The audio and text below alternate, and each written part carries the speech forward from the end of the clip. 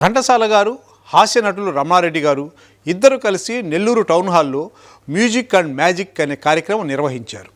ఈ కార్యక్రమంలో ఘంటసాల గారి పాట కచేరీ, రమణారెడ్డి గారి ఇంద్రజాల ప్రదర్శనలతో ప్రేక్షకులను వీణుల విందుగా, కనుల విందుగా కార్యక్రమాన్ని నిర్వహించారు.